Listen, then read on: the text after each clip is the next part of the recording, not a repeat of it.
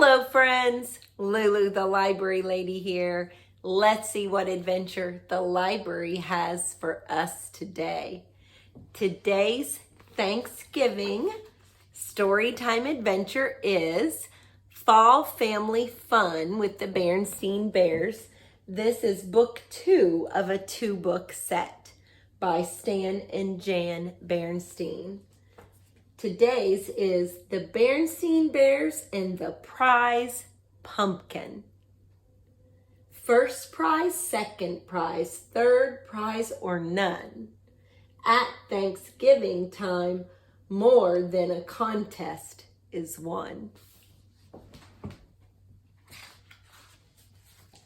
Pumpkins are just like everything else in nature, said Papa Bear, as he and the cubs finished weeding the pumpkin patch. No two of them are exactly alike. That's for sure, agreed Brother Bear. Look at that funny flat one and that lumpy one over there.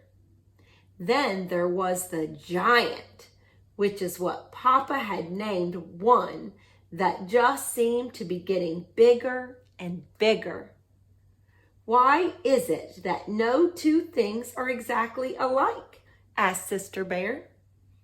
It's just the way nature is, answered Papa. Time to wash up for supper, called Mama Bear from the treehouse steps.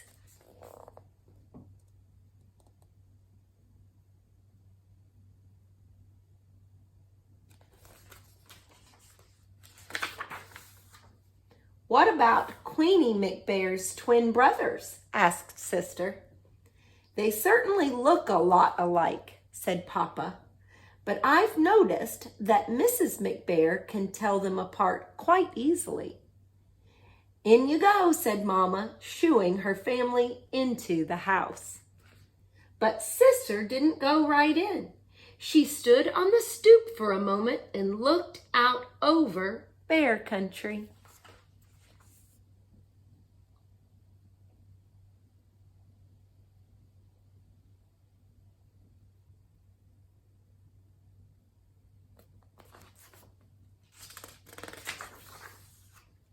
It was well into fall, so the days were getting shorter. Halloween had come and gone. Pretty soon, the bears would start thinking about Christmas.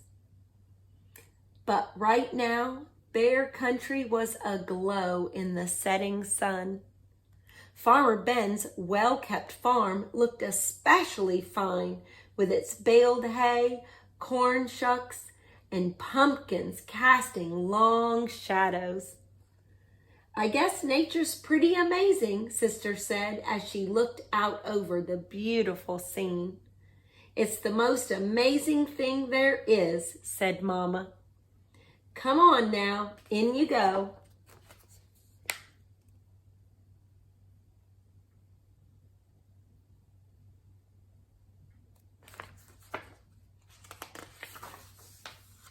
Farmer Ben's farm sure looks beautiful in the setting sun, said Sister as the family sat down to supper. Huh, said Papa grumpily. Farmer Ben's not such a much. Not such a much, said Mama. Why, Ben is the finest farmer in bear country. And besides, he's one of your best friends. That may be so, said Papa. But earlier today he came by and said, nice little pumpkin patch you've got there, Papa. What he said is true, said Mama, especially compared to his fields and fields of pumpkins. That may be so too, grumped Papa. But I didn't like the way he said it. He sort of chuckled. My patch may be small, but the giant is big. It may be the biggest and best pumpkin in all bear country. What do you think about that?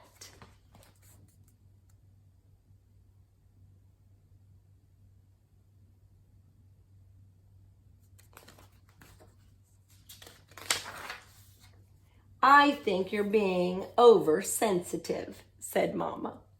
Come, let's clear the table so the cubs can do their homework.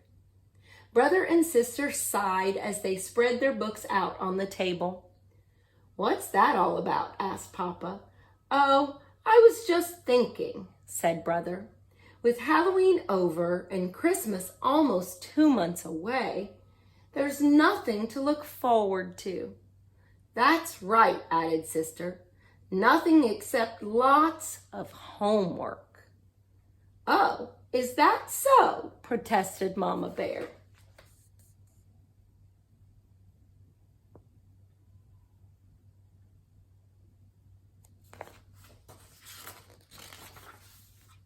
It just so happens that there's something very important to look forward to. A very special holiday called Thanksgiving. That's when we give thanks for all the wonderful... Your mama's absolutely right, interrupted Papa. He pointed to a notice in the evening paper. It said, "Don't forget this year's Thanksgiving festival.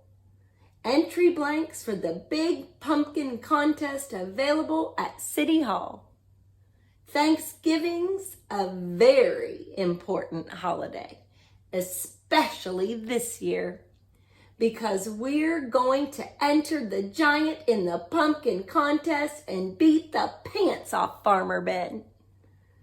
But Papa, he's a professional, said Brother. He's won the contest 10 years in a row. All the more reason to teach him a lesson. Come on, let's go out and check up on the next heavyweight pumpkin champion of Bear Country, he said.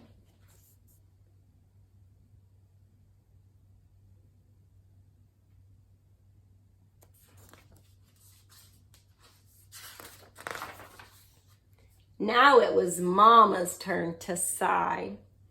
Thanksgiving was about giving thanks, not beating the pants off Farmer Brown.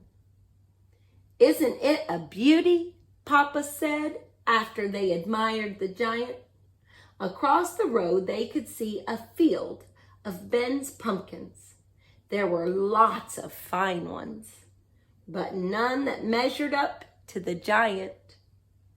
There's homework to be done, called Mama Bear from the house. As they left, the cubs asked Papa, "Aren't you coming in?" "Nope," he said. "I'm going to stay out here a little while and watch the giant grow."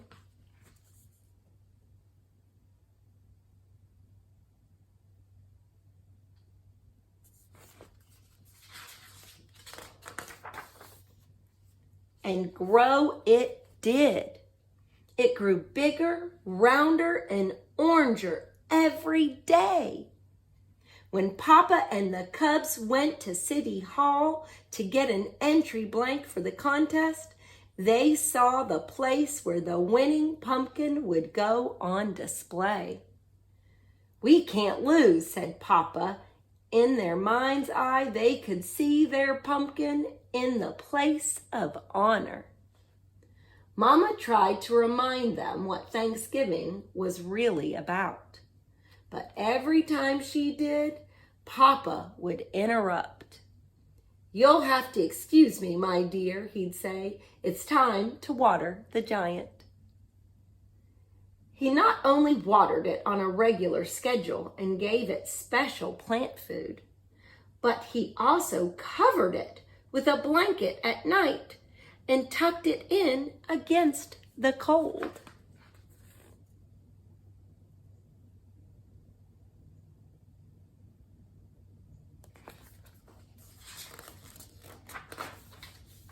One afternoon, the cubs got off the school bus with something important to tell Papa.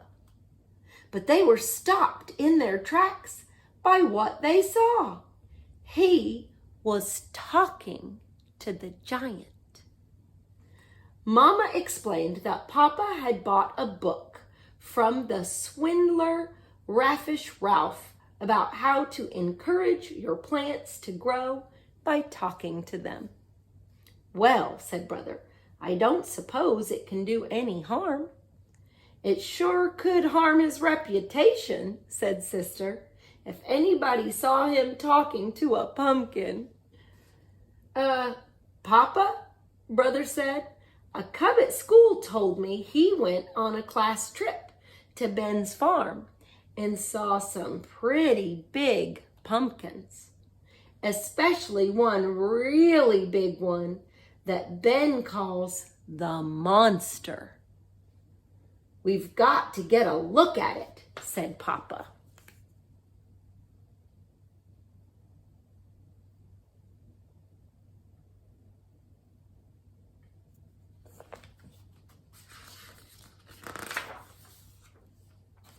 That evening, Papa and the cubs climbed through the fence into Farmer Ben's field. They saw some good-sized pumpkins, but none to match the giant. "Maybe it's behind the barn," whispered Papa. Suddenly, a light shone on them, and they heard Ben shout, "Prowlers in the pumpkin field! Get me my pitchfork!" They got out of there so fast, Papa tore his overalls climbing through the fence. "What have you been up to?" asked Mama Bear when they got home. "Nothing much," said Papa. "Just strolling in the moonlight."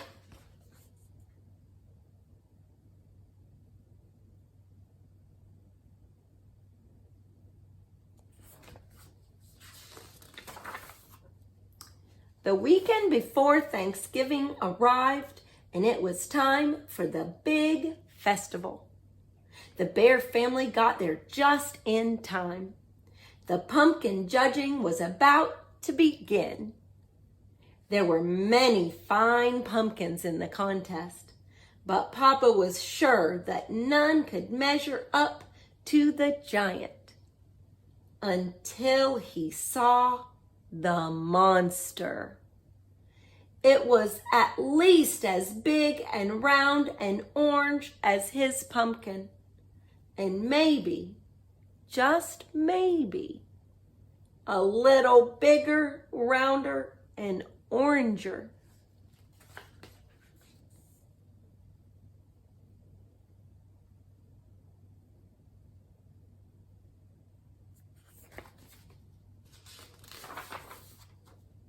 The bears waited nervously while the judges studied, measured, and weighed, and then studied, measured, and weighed some more. Finally, they made their announcement. The first prize winner and still champion, of course, that meant Farmer Ben had won.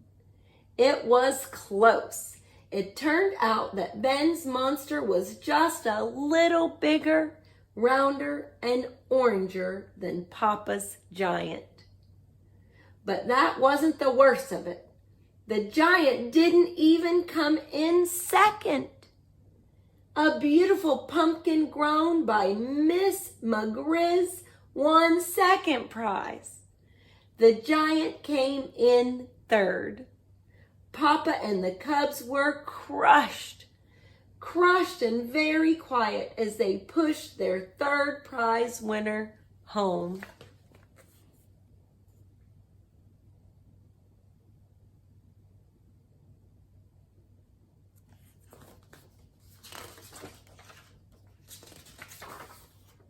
It wasn't until they reached the crest of a hill that overlooked bear country that Mama decided to have her say.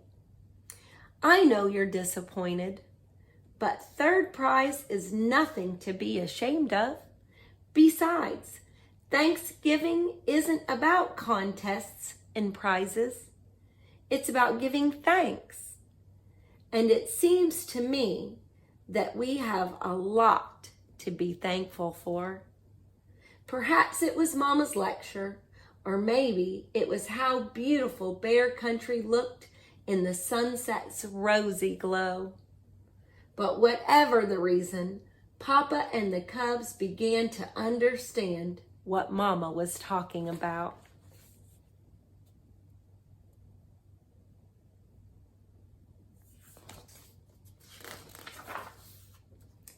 Even more so on Thanksgiving Day. After the bears gave thanks for the wonderful meal they were about to enjoy, Sister Bear gave her own special thanks. "I'm thankful," she said, "that we didn't win first prize. If we had, the giant would be on display in front of City Hall instead of being part of our yummy pies we're going to have for dessert."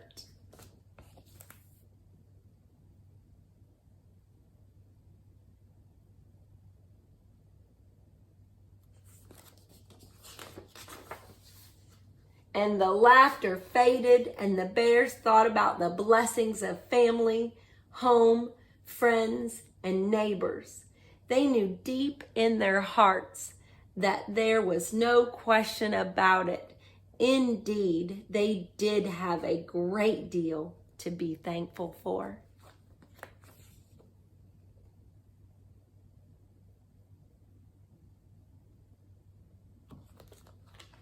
The end.